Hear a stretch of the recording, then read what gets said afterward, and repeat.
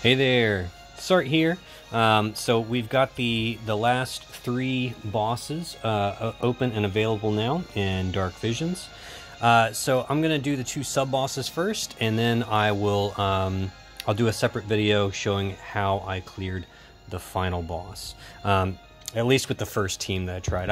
I might try to tweak it a little bit, but yeah, we'll get to that later. Anyways, for these bosses, this is how I got perfect scores on these two bosses here. So we'll start with the magical domain, because that one's always the trickier one, and this one was actually this one actually required me to go do the re-raise trick, because I don't have a Vivi, so you know, I decided I want to try this re-raise thing. I've seen it done before. I haven't actually done it in Dark Visions yet.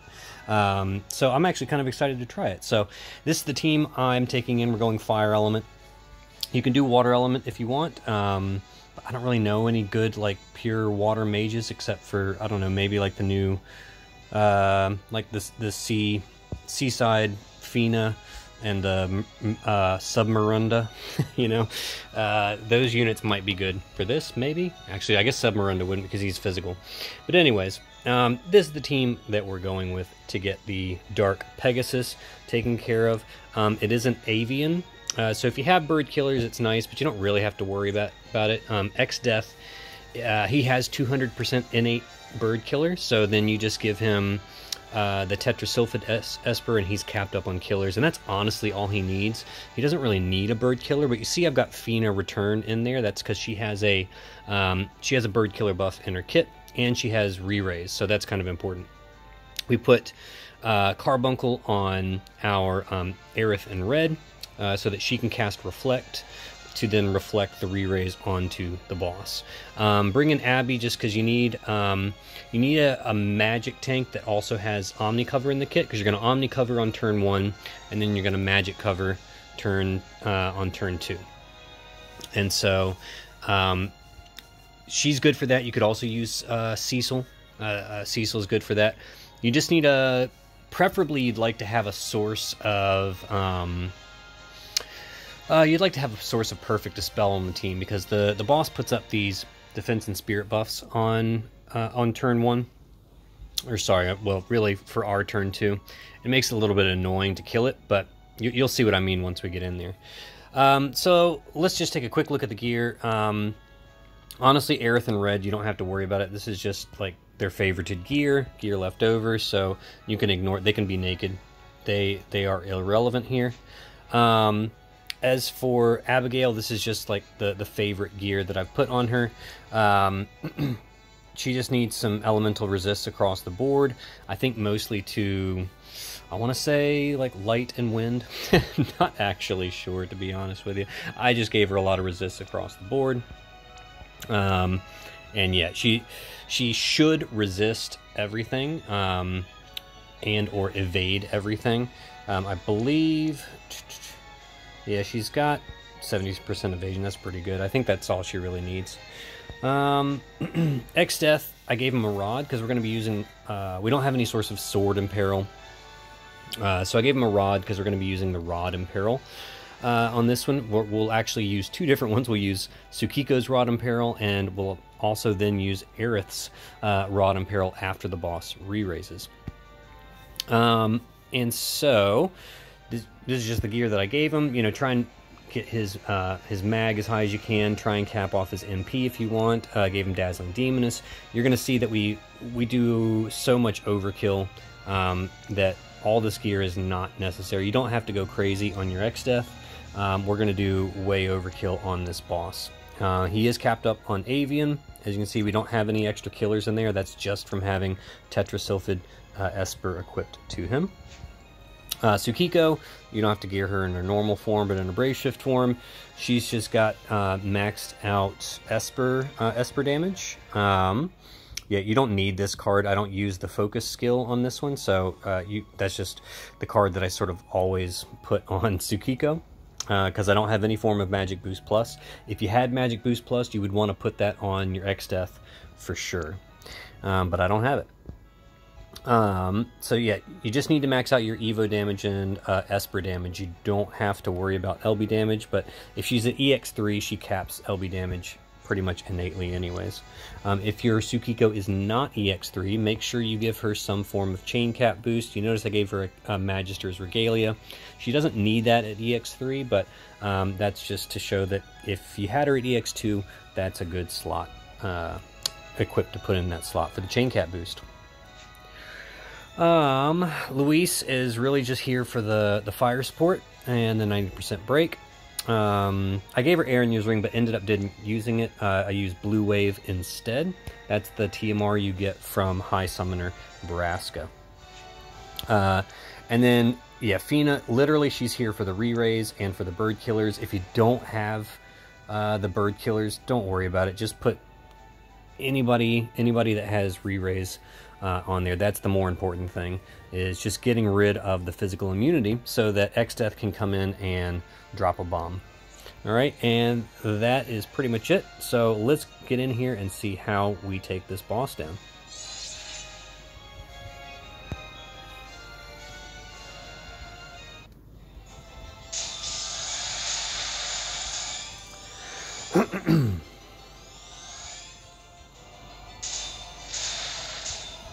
Alright, so turn 1, Aerith will just go ahead and do her Brace Shifted LB for the buff. Tsukiko is going to do Blessed Omamori, Maiden's Consecration Fire, Purging Mandala Fire. Alright, that sets up the field. Luis will also set up her field with Fire Starter. And then we'll just do Heavy Firepower, Diverse Arsenal, Modified Gear. You're not going to use Incapacitate Target until after the boss re-raises. You do not want to lose that 90% Spirit Break. Abigail on turn 1 is going to Anti-Physical, Anti-Magic, and then Methodical Mitigation for the Omni cover. Fiend is just going to do her Avian Slayer. X-Death, he can, if you have Magic Boost Plus, you would use that here. So you use Magic Boost Plus here. Since I don't, he's just going to, I'll just have him guard. Yeah, I don't have anything else for him to do. Alright.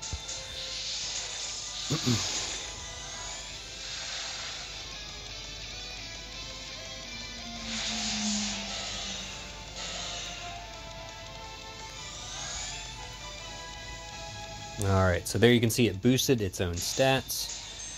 So that's pretty annoying. It's got a defense and spirit buff.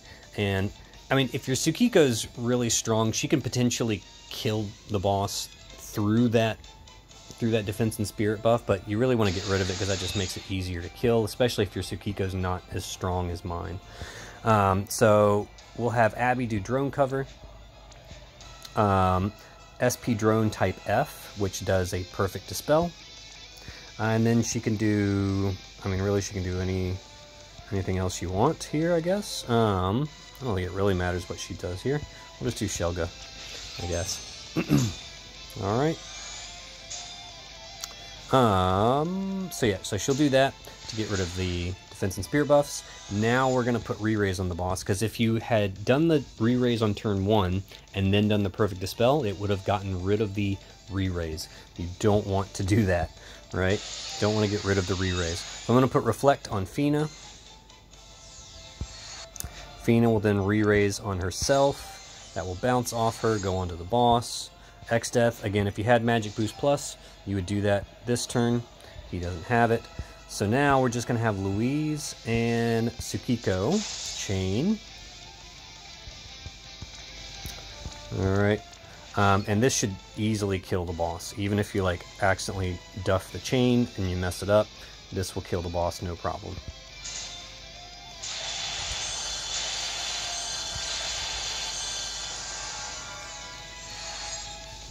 Alright, and that has charged up the Magnus.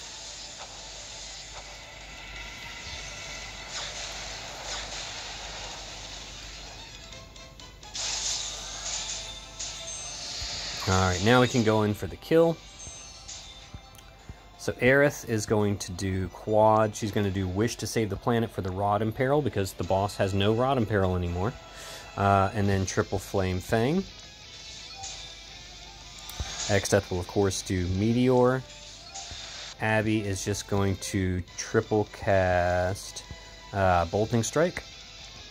Luckily, it's a fire element. Fina will do Blue Wave. Tsukiko will do Blazing Karmic. Luis will do Incapacitate Target. Make sure she does Incapacitate Target before you do anybody else, right? Okay, so now, yeah, we should have Fire Imperil is back, 90% Spirit Break. We've got our killers. Make sure you tap Aerith first, and then Xdeath, so that the Rod Imperil goes into place before Xdeath starts his Meteor, alright? So we'll do Aerith, and then Xdeath. And then start your chains. And that should give us our chain score. And we should have way overkilled the boss. Oh my gosh, yeah, okay. So we basically just tripled the damage cap. The damage cap is just shy of 4 billion, and we just tripled it. So even if your units are not nearly as strong, this strategy should work for you. Alright, and let's see, I'm pretty sure Xdeath did all that damage, yeah. Wow, even Tsukiko. Look at that. Tsukiko even damage capped all by herself. So hey, maybe you don't need maybe you don't need Xdeath. I don't know. Alright, that's pretty cool. But hey, if your Tsukiko's not nearly as strong, then yeah, it is what it is, right? Okay, very cool. I think that's the most she's ever done for me actually on that one. That was pretty awesome. Alright, for this guy, you remember that FTKO team that I showed you in my previous video? Yeah, we're going to use that exact same team and get it done first turn. You can actually make this team go for 2 turns if you need to. You would have Kaito give the party, I think he's got the ability that does the water absorb for 1 turn. Let me just, before I start saying things that aren't true, I'm pretty sure this gives everybody water absorb. Yeah. So you would just have him use that on turn 1. Even though it imbues everybody, you would have Sylvie use the, you know what, why don't I just show you? I'll just show you how to make it a 2-turn in case your team's not strong enough, because the FTKO strategy that I showed you yesterday does about 5 billion. So still well over the damage cap, but just in case your team's not as strong, I'll just show you, you know, like a quick sort of setup, like a setup turn. What a setup turn looks like on this. Let's see. And then, yeah, Sylvie will actually have her... I will come back. So we'll have Sylvie, yeah. We'll have Sylvie stay in her Brave Shift form. So yeah, I'm just going to kind of make this one up a little bit on the fly, just to show you what to do if you needed to extend this to a two-turn rotation. You could follow my FTKO strat exactly the way I did it yesterday. Just have Roberta start with an Aquan Killer, right? Have Sylvie, you know, fill up Esther's LB, imbue everybody with lightning, all that stuff. You're going to notice I didn't even change the killers on this one, so I still have not... I have not given anybody killers. I'll show you the gear real quick. Yeah, Roberta's even missing some stuff. Roberta, I think, caps it pretty much innately, but she's not really here to do damage. She's just here for support. Tsukiko is... she's not even built for Aquan. What is she? She has 0 Aquan Killer in her kit. Don't worry, she's still going to get it done. Esther has 200... she's actually got 200% Aquan Killer. That's nice. Sylvie... you can basically ignore, it doesn't really matter. Kaito, yeah, it doesn't really matter for Kaito either. 2B, she's got 150, because I think that's what she gets innately anyways. But yeah, all the best gear, but you're gonna see we're gonna way overkill with this strategy, so don't worry about it. You know, if your team's, if you actually build appropriately for the killers, you should be doing way overkill with this team and this strategy. So let me show you how to do this. So the boss is going to do a lot of like water damage on turn 1, which is why we're going to use Kaito to basically negate all that incoming damage.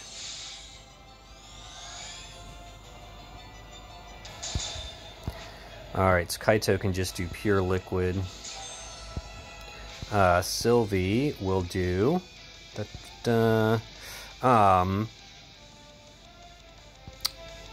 Let's see. Sylvie's going to do, yeah, the Bolt Egg. I've got your back. She's actually going to do it on 2B this turn since we're going to take a setup turn. And then Marion's Blessing Lightning. Okay. So first thing we're going to do is let's actually have Kaito go ahead and imbue everybody. That way we can safely do 2B's LB and not like worry about killing the boss or anything. Chizuru will just do Tie of Spirit. Esther can go ahead and set up as well. Alright. I'm actually sorry, Esther. What am I doing? Esther will do True Storm Brand, Energizing Bunny, and Calm Before the Storm.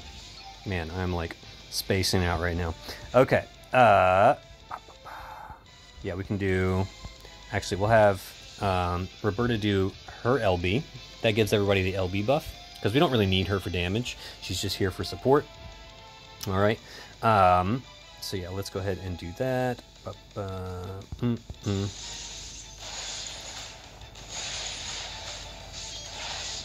Alright, perfect.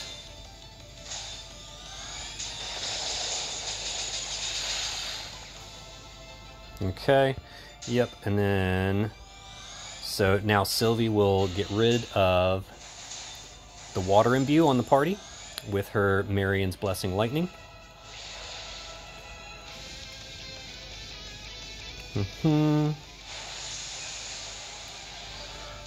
Okay, so we healed, didn't take any damage. Awesome. Alright.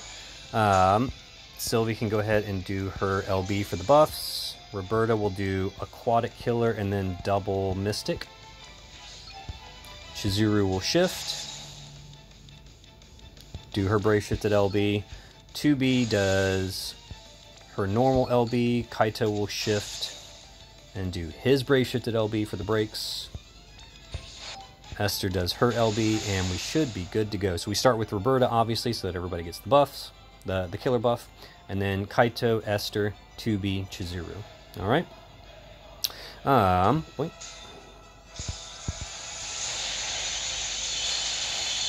And again, we should like triple the damage cap with this team. I think it's going to be.